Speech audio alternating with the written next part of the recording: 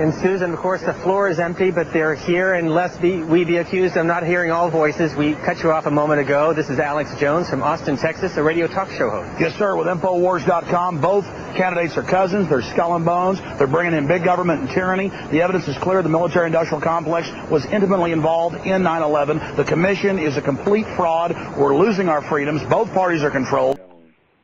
Yeah. Well, yeah, Zen, I know that there have been times where people really, they go in as far as saying that the hurricanes themselves are even manipulated or could be manipulated by, government or dark government conspiracies. Do you go as far as to say this as well, or do you believe this is actually natural? No, absolutely. If you look into and do some research into weather manipulation, you'll find this guy. I believe his name is Bob Livingston or David Livingston. He used to be an old Navy pilot, and he talks about back in the 60s about how they learned even back then how to manipulate hurricanes and how to back then they were researching on how to dissolve them and how to break them down.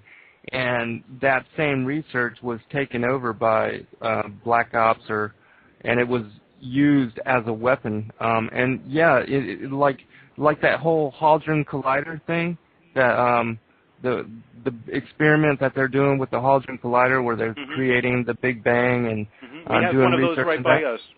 Right. Well, the HAARP and that Hadron Collider, they are also weapons as well. And if you look into right after the Hadron Collider, that experiment happened a few days ago, there were 4 major earthquakes that happened in China and Peru and in different places. So the things that we're using with HAARP and the Hadron Collider, and there's a thing called the hurricane gun that the Russians have, all these different things are utilized to create devastating effects on countries and their economies using what people think are natural disasters, whether it be hurricanes or earthquakes or droughts or different things like that, rainstorms, and a lot of things, technologies are out there that they're using and utilizing against the populations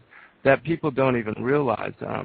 I don't know if you know about the report from Iron Mountain, but this was a report that was put out in the early 60s, late 60s, that talked about how the governments of the world and the rich men of the world came together to decide on whether world peace should be a lasting possibility. And they came to find out then, they made the decision then that war was a benefit to the planet, because it keeps the population reduced and keeps populations from getting blown out. And ever since that report came out, our United States government and other governments of the world have instituted depopulation policies. And you can look up Global 2000, and they even decided back then that they would use not only the food and water and vaccines and different things like that to reduce the population, but also weather manipulation and wars and all kind of things like that. And so the people that don't do their research into what are termed conspiracy theories or whatever, they don't have any idea that the governments of the world are waging wars against their own population and using government-sponsored terror to create a catalyst for the agenda that they want, like 9/11. Yeah, well, you're right, Zen, in terms of that keyword research, and it can go hand in hand with the way Byron LeBeau and Richard Stout have put together the Cursed Net in terms of doing their research within a subject matter that is been ridiculed, that is quite laughable, such as conspiracy theories and conspiracy theorists, which is all laughed off. However, if you do your research, and I can go right to a piece in Scripture of Hosea 4:6, of lack of knowledge destroys my people, and I'm Absolutely. sure you agree with that, Byron. Absolutely, and as a matter of fact, I'm on the same page with Zen as far as his research is concerned. I was ready, willing, and able to accept that 9/11 was a snow job. Underlining it, it needed to be some type of an inside job for them to pull it off, because I have done my original research with the Oklahoma bombing. I've delved into that the way Zen is delving into the hurricanes in New Orleans, etc. And I found to my dismay that the only way they could have pulled the Oklahoma city bombing off back in the mid-'90s was through some type of an inside job. There was no other way they could do it, and also control of the media, which seems to be the two ingredients that are necessary for them to, quote-unquote, buffalo the public.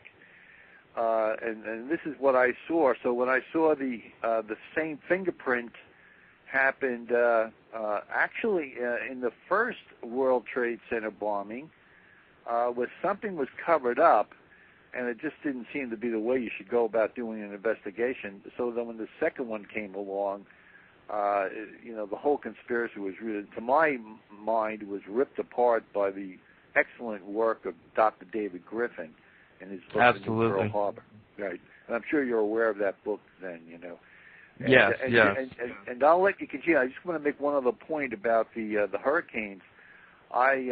I was suspicious with Hurricane Andrew way back in the early 90s, and lo and behold, when I read Dr. Nick Begich's book, Angels Don't Play This Harp, he was harping on the idea that, hey, this HARP program, which the government doesn't seem to want anybody to really know about, could be used not only for weather manipulation, but also for mind control. So this kind of fits in with the agenda of, if we had minions working for the dark side, what better way could those minions operate than to be manipulating the weather, controlling the population, and also helping to control the population through some form of mind control.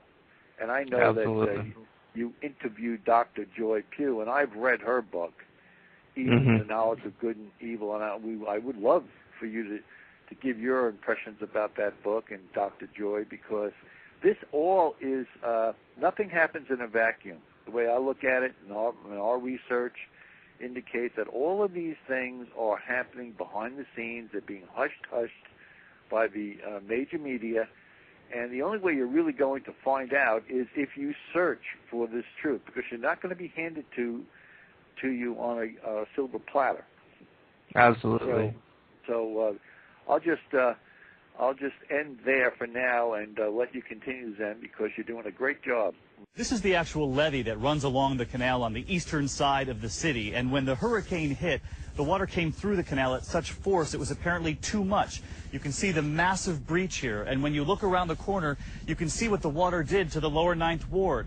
It completely destroyed neighborhoods. I heard something go boom! Joe Edwards rushed to get himself and as many neighbors as possible into his truck.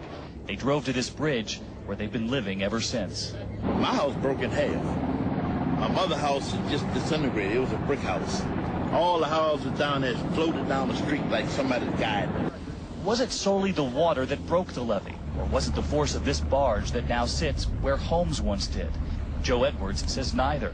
People are so bitter, so disenfranchised in this neighborhood, they actually think the city did it, blowing up the levee to save richer neighborhoods like the French Quarter. So you're convinced I know it happened. that they broke the levee on purpose? They blew it.